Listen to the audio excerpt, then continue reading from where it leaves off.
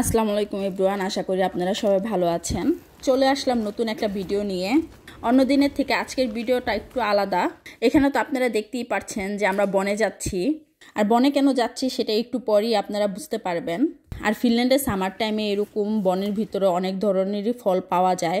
আর ফিনল্যান্ডের সব বনেই যে এরকম ফল পাওয়া যাবে সেটাও কিন্তু না, কিছু বনে পাওয়া যায়, কিছু বনে পাওয়া যায় না। এটা ডিপেন্ড করে বনের উপরে।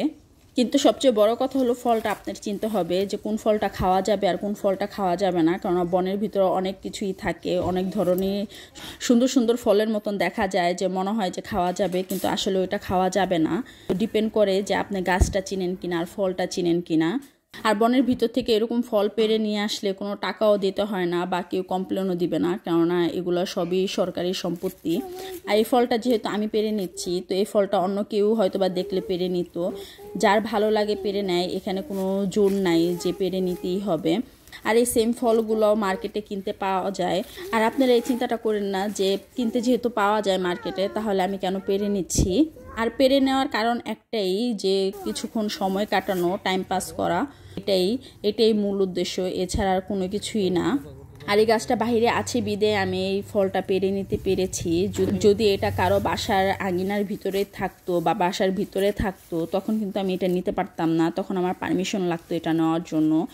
আর ফিনল্যান্ডে এটাই নিয়ম, যে ফিনল্যান্ডের নিয়ম মেনেই সব কিছু করতে হয়, তার বাইরে গিয়ে কোনো কিছু করা যায় না। আর এটা যেহেতু একটা বন ছিল, তো বনের ভিতর থেকে ফিনল্যান্ডে যারা বসবাস করে সবাই নিতে পারবে। আর টাইম পাস করার জন্য সবাই এরকম বনের ভিতরে যায়, বা যেখানে যাদের এরিয়ার সামনে কাছাকাছিতে থাকে তারা যায়। আর এই বনটা আমার বাসার সামনে, একদমই সামনে। আমি মাঝে মধ্যে হাঁটতে বের হলে তখন আসি বনের ভিতরে হাঁটার জন্য। তো হাঁটতে এসেই তখন আমি এটা দেখেছি যে এখানে এই গাছগুলো আছে, তাই আমি সময় করে ফলটা নেওয়ার জন্য এসেছি। আর এই ফলটার নাম হলো হারুক্কা। ফলটা দেখতে যেমন সুন্দর, খেতেও তেমন মজা, কিন্তু ফলটা কিন্তু মিষ্টি না, ফলটা প্রচণ্ড টক। আর এই ফলটা অন্য ফলের থেকে টেস্টটা একটু অন্যরকম, কেননা যেহেতু একটু টক, আর এটা লবণ মরিচ দিয়ে মাখিয়ে খেতে বেশ মজা হয়। আর আমার এই ভিডিওটা যারা দেখছেন তাদের মধ্যে থেকে যদি কেউ এই ফলটা খেয়ে থাকেন, তাহলে অবশ্যই আমাকে কমেন্টে জানাবেন যে এটার টেস্টটা আপনাদের কাছে কেমন লেগেছে।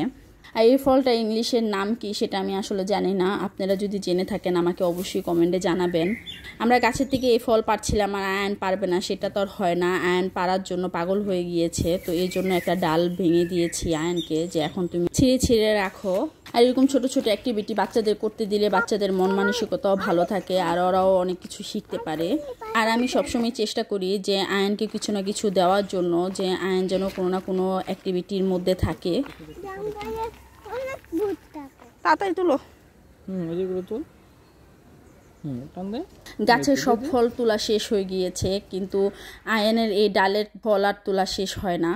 তাই আয়নকে দাঁড়া করিয়ে বললাম যে তুমি আগে সবগুলো ছিঁড়ে ব্যাগে রাখো, তারপর আমরা বাসায় যাব। আর আমরা বন থেকে বের হতে না হতে আয়নের চোখে পড়েছে এই ছোট্ট একটা রোবট। ফিনল্যান্ডে এই ছোট ছোট রোবটগুলো দিয়ে হোম ডেলিভারি দেওয়া হয়। তুমি সাইড দাও, না লুই আসতে পারবো না, দেখো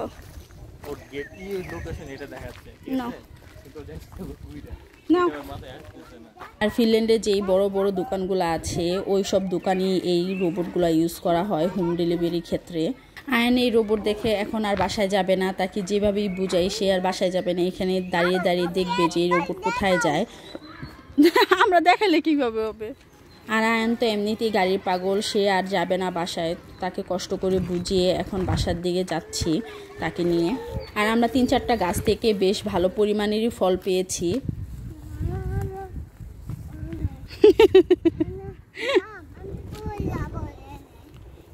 তুমি পড়ে যাবে।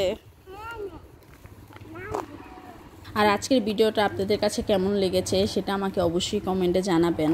আর আপনারা কী টাইপের ভিডিওগুলো দেখতে চান সেটা আমাকে চাইলে কমেন্টে জানাতে পারেন। আর আমি প্রতিদিন যা করি তাই ছোটোখাটো করে আপনাদের সাথে শেয়ার করার চেষ্টা করি। আজকের ভিডিওটা এই পর্যন্তই, দেখা হবে নেক্সট ভিডিওতে। আল্লাহ হাফেজ।